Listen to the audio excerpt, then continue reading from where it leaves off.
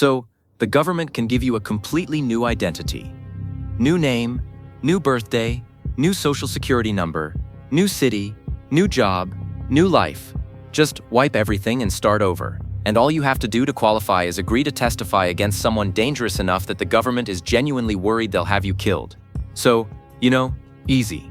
My name is Danny Reeves. I used to fix computers at a police precinct. I did not ask to know any of this.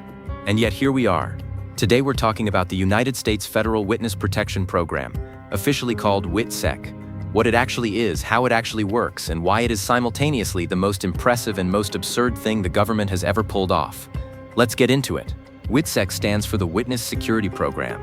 It was created in 1970, signed into law as part of the Organized Crime Control Act, basically because the government realized that getting people to testify against the mob was nearly impossible if those people kept ending up dead before the trial. Which, fair point honestly.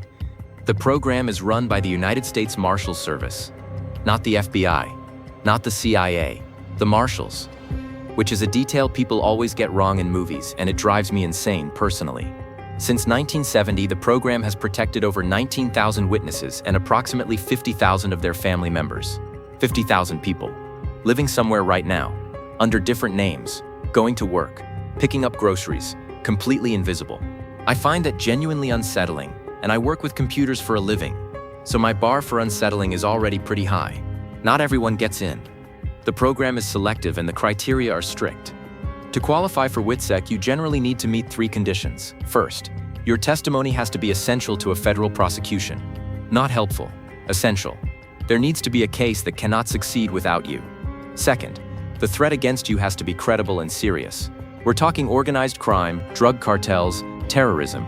The kind of people who have the resources and the motivation to actually find you and actually do something about it. So if your neighbor is mad about your parking, not eligible, sorry.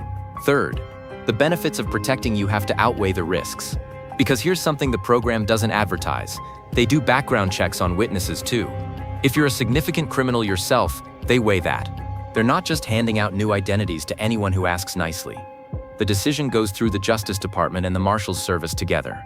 It's not fast, it's not casual. And once you're in, the process begins immediately. This is the part nobody talks about accurately. The moment you enter WITSEC, and I mean the moment as in sometimes within hours of agreeing, you are moved. Immediately. No going home to pack. No saying goodbye to friends. In some cases, no telling your family where you're going. You are placed in temporary housing, usually a safe house or a hotel, while the marshals build your new life. Your new life.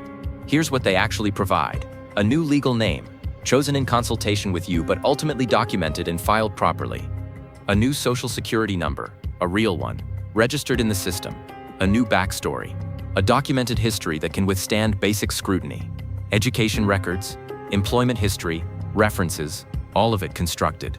They also provide, and I want to be clear this is real, housing assistance, living expenses while you get established, job training if you need a new career, and medical care. The government will relocate your entire family, find you a house, pay your bills, and retrain you for a new job. Because you agreed to testify.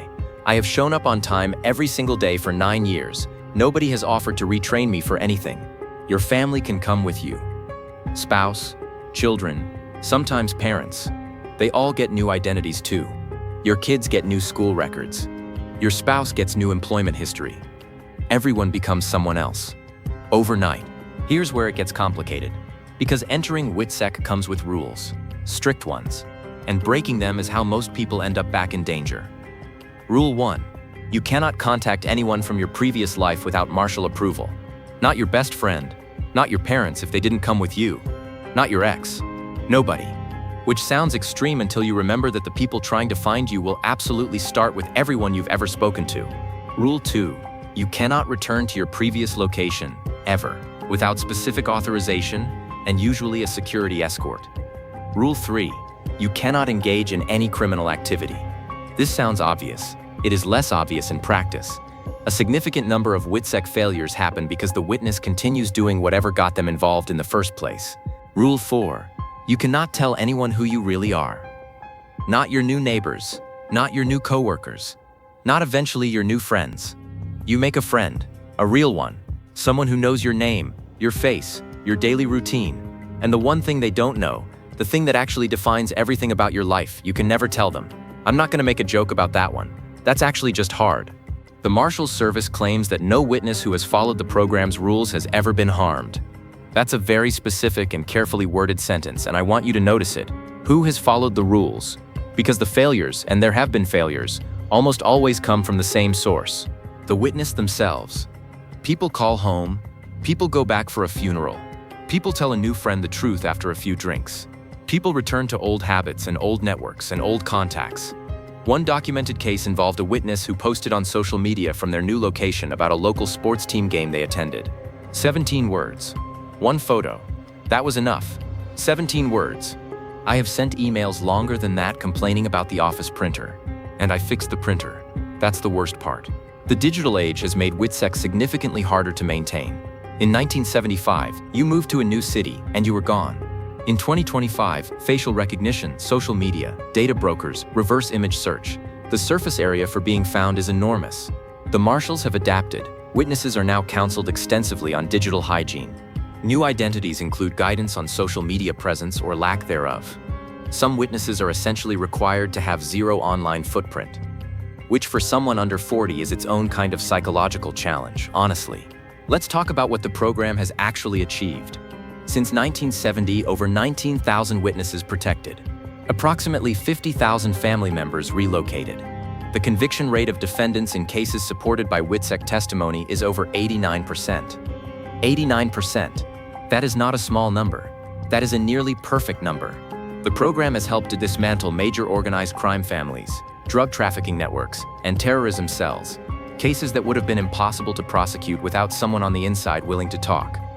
The annual budget for the program is not publicly disclosed, which is itself a piece of information. The government will not tell you what it costs to make 19,000 people disappear. And honestly, I respect that. That's the most competent thing I've ever heard of them doing. So, witness protection is real. It works. It has dismantled some of the most dangerous criminal organizations in American history. It also requires you to permanently erase yourself, never contact anyone you love, and spend the rest of your life being someone you're not. Whether that's a good trade depends entirely on what you were involved in to begin with.